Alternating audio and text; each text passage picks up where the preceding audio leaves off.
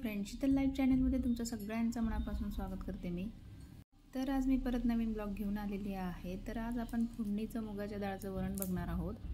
तर अगदी सोपी पद्धत आहे। तर मी कुकरमध्ये डाळ शिजवून घेतलेली आहे आणि ती डाळ एका पातेल्यात काढून घेतलेली आहे। त्याच्यात थोडीशी हळद टाकलेली आहे। इकडे गॅसवर कुकर ठेवलेला आहे। थोडंसं तेल टाकलं आहे। त्याच्यात जिरं, हिरव्या मिरच्या आणि लसूण टाकलेलं आहे। चांगलं परतून घ्यायचं आहे आणि आपण त्याच्यात डाळ शिजवलेली होती ती त्याच्यात टाकायची आहे आणि थोडीशी आपण डाळ शिजल्यानंतर त्याच्यात थोडीशी कोथिंबीर टाकणार आहोत। तर अशा प्रकारे आपली अगदी सोपी पद्धत वापरून मुगाच्या डाळीचं वरण झालेलं आहे। तर मुगाच्या डाळीचं वरण करता करता लहानपणीची गोष्ट आठवली तर मी आज तुमच्यासोबत ती शेअर करते आहे। तर पहिले आई कसं करायची, शाळेला जर सुट्टी असली रविवारी वगैरे असं इतर वेळी तर वरण भातच करायची।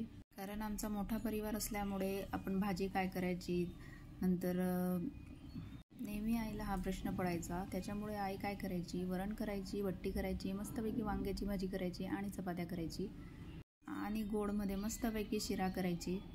तर तुमच्याकडे पण असंच जेवण बनायचं का संडेच्या दिवशी किंवा इतर सुट्टीच्या दिवशी? मला कमेंटमध्ये नक्की सांगा। आणि माझी वरण भातची रेसिपी तुम्हाला जर आवडली असेल तर छोटंसं लाईक, शेअर, सबस्क्राईब नक्की करा फ्रेंड्स। बाय।